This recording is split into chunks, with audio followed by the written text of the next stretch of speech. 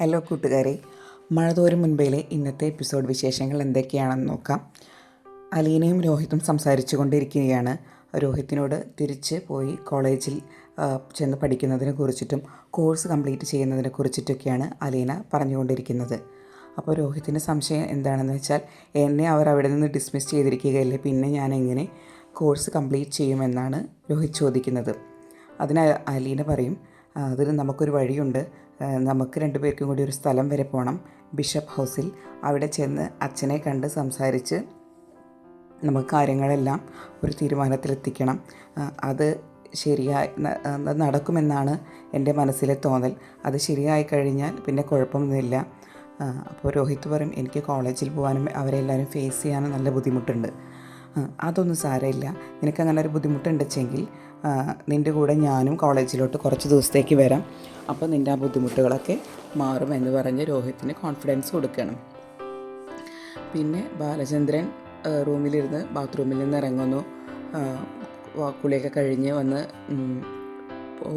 കടയിലോട്ട് പോകാനുള്ള തിരക്കാണ്. അപ്പോഴാണ് വാതിലിൻ്റെ മീതിൽ ആരോ മുട്ടുന്ന ശബ്ദം കേൾക്കുന്നത്. അപ്പോൾ ബാലേന്ദ്രൻ പറയും, അലീന മേഡം അകത്തേക്ക് കയറി വന്നോളൂ എന്ന്. അപ്പോൾ അലീന അകത്തോട്ട് കയറും. അലീന ചോദിക്കും, ഞാനാണെന്ന് എങ്ങനെയാണ് മനസ്സിലായത്? അത് ഓരോരുത്തരുടെ മുട്ടിന് ഓരോ പ്രത്യേകതയുണ്ട് എന്ന് പറയാണ് ബാലചന്ദ്രൻ. അപ്പോഴാണ് അലീന പറയുന്നത്, ഇന്നലെ രാത്രി മാഡം എന്നെ കാണാൻ വന്നിരുന്നു.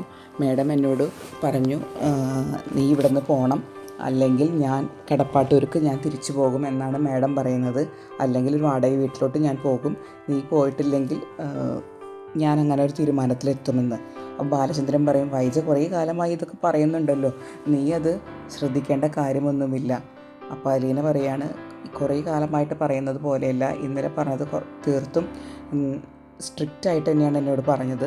ഞാനാണെങ്കിൽ തിരിച്ചു പോകാമെന്ന് ഉറപ്പും നൽകി. 2 ആഴ്ചയ്ക്കൊക്കെ ഞാൻ തിരിച്ചു പോയിക്കോളാം എന്ന് പറഞ്ഞു. അല്ലെങ്കിലും ഞാൻ ഇവിടെ സ്ഥിരമായി നിൽക്കാൻ വന്നതല്ലല്ലോ, ഒരു ജോലി അന്വേഷിച്ച് വന്നതല്ലേ, ആ ജോലി തീർന്നു, ഇനി ഞാൻ തിരിച്ചു പോകുന്നതല്ലേ നല്ലത് എന്ന്. അപ്പോൾ ബാലചന്ദ്രൻ ചോദിക്കുകയാണ്, എൻ്റെ സമ്മതമില്ലാതെ നീ തിരിച്ചു പോകുമോ? നീ ഇവിടെ ഉള്ളത് കൊണ്ടാണ് ബാലചന്ദ്രൻ്റെ കുടുംബം എന്നുള്ള പ്രസ്ഥാനം ഇവിടെ നടന്നു പോകുന്നത്. നീ ഇവിടെ നിന്ന് പോയി കഴിഞ്ഞാൽ ആ പ്രസ്ഥാനം ഇവിടെ അവസാനിക്കും.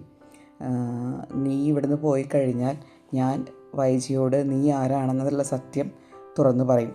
അതോടുകൂടി എൻ്റെ കുടുംബം എന്നുള്ള ഈ പ്രസ്ഥാനത്തിന് ഇവിടെ ഒരു തിരശീല വീഴും എന്ന് പറയുകയാണ് ബാലചന്ദ്രൻ. അങ്ങനെ ബാലചന്ദ്രൻ കടയിലേക്ക് ഇറങ്ങാൻ പുറപ്പെട്ടപ്പോഴാണ് ശിവൻ വരുന്നത്. അപ്പോൾ ശിവൻ ബാലചന്ദ്രനോട് പറയും, എനിക്ക് നിന്നോടൊരു അത്യാവശ്യ കാര്യം പറയാനുണ്ട്, നീ ഒരിക്കലും നോ എന്ന് പറയരുത് എന്ന്. അപ്പോൾ ബാലചന്ദ്രൻ ചോദിക്കുകയാണ്, നോ എന്ന് പറയാൻ സാധ്യതയുള്ളൊരു കാര്യമാണല്ലേ, എന്താണ് കാര്യം പറയൂ എന്ന് പറയും. വൈജയുടെ വല്ല കാര്യവുമാണോ? വൈജയുടെ കാര്യമൊന്നുമില്ല, പക്ഷെ വൈജ എന്നെ വിളിച്ചിരുന്നു. ഇത് ഞാൻ വന്നത് ഹരിയുടെ കാര്യം പറയാനാണ്. ഹരിയുടെ കൂടെ അറസ്റ്റിലായ ബാക്കി എല്ലാവരും ഇപ്പോൾ ജാമ്യത്തിലിറങ്ങി. ഹരി മാത്രമേ ഇനി ജാമ്യത്തിലിറങ്ങാൻ ബാക്കിയുള്ളൂ. ഞാനും മനവും കുറേ ഓടി, പക്ഷെ ഒന്നും നടന്നില്ല. അവന് ജാമ്യം കിട്ടാതിരിക്കാനുള്ള കാരണം എന്നത് പോക്സോ കേസിൽ അവൻ അറസ്റ്റിലായതാണ്. പക്ഷെ അവൻ ആണയിട്ട് പറയുന്നുണ്ട്, ശരണ്യയെ അവനൊന്നും ചെയ്തിട്ടില്ല. പോക്സോ അവൾ മെച്യൂർഡായി കഴിഞ്ഞ് 18 വയസ്സ് കഴിഞ്ഞതിന് ശേഷമാണ് ഈ പ്രശ്നങ്ങളൊക്കെ ഉണ്ടായിട്ടുള്ളത്. അതുകൊണ്ട് അതിൽ നിന്നും എങ്ങനെയെങ്കിലും ഒന്ന് ഒഴിവായി കിട്ടിയാൽ അവന് ജാമ്യം കിട്ടുമെന്ന്. ബാലചന്ദ്രൻ പറയും, അവൻ പറയുന്നത് സത്യമാണെന്ന് നിങ്ങൾക്ക് ഉറപ്പുണ്ടോ? കാരണം അവൻ ഏത് കാര്യത്തിലാണ് സത്യം പറഞ്ഞിട്ടുള്ളത്? അങ്ങനെയല്ല ബാലചന്ദ്ര, ഇവൻ പറഞ്ഞത് സത്യമാണോ എന്ന് നമുക്കറിയാമല്ലോ. കാരണം അലീനയ്ക്ക് ആ കുട്ടിയുടെ അടുത്തൊരു സ്വാധീനമുണ്ടെന്ന് എനിക്കറിയാം. അങ്ങനെയെങ്കിൽ അലീനയെ കൊണ്ട് അവരോടൊന്ന് ചോദിപ്പിക്കാമോ ഇങ്ങനൊരു സംഭവം നടന്നിട്ടുണ്ടോ എന്ന്. ബാലചന്ദ്രൻ പറയാം, അവൾക്ക് ഹരിയുടെ കാര്യത്തിൽ ഇടപെടാൻ യാതൊരു താല്പര്യവുമില്ല. പിന്നെ ഞാനായിട്ട് അവളോട് പറയുകയില്ല. ശിവേട്ടൻ വേണമെങ്കിൽ ശിവേട്ടൻ പറഞ്ഞ് സംസാരിച്ച് തീരുമാനമാക്കിക്കോളൂ എന്ന് പറഞ്ഞ് ബാലചന്ദ്രൻ പോവുകയാണ്. അങ്ങനെ അലീനയുടെ അടുത്ത് നമ്മുടെ ശിവേട്ടൻ വരികയാണ്. അപ്പോൾ ശിവേട്ടനെ കണ്ടോടുകൂടി അലീന, അങ്കിളായിരുന്നോ? അങ്കിളെപ്പോൾ വന്നു? ഞാനും വിചാരിച്ചു ആരോ വന്ന പോലത്തെ ശബ്ദം എനിക്ക് തോന്നി. എന്താ അങ്കിൾ, എന്താണ് വിശേഷം എന്നൊക്കെ ചോദിക്കുകയാണ് സന്തോഷത്തിൽ. അപ്പോൾ ശിവൻ പറയും, ഞാൻ നിൻ്റെ അടുത്തൊരു സഹായത്തിനായിട്ട് വന്നിരിക്കുകയാണ്, നീ നോ എന്ന് പറയരുതെന്ന്. അലീന ചോദിക്കും, ഞാൻ എങ്ങനെയാണ് അങ്കിളിനെ സഹായിക്കുക? എന്നെക്കൊണ്ട് എന്ത് ചെയ്യാൻ പറ്റാനാ? അതോ ഹരിയുടെ കാര്യമാണ്. ഹരി ഇപ്പോഴും ജാമ്യത്തിൽ ഇറങ്ങിയിട്ടില്ല. കാരണം പോക്സോ കേസ് തന്നെയാണ് അതിൻ്റെ പ്രധാന കാരണം. അപ്പോൾ പോക്സോ കേസിൽ ഹരി പ്രായപൂർത്തിയാവുന്നതിന് മുൻപ് ശരണ്യെ എന്തെങ്കിലും ചെയ്തിട്ടുണ്ടോ എന്നൊന്ന് അറിയണം.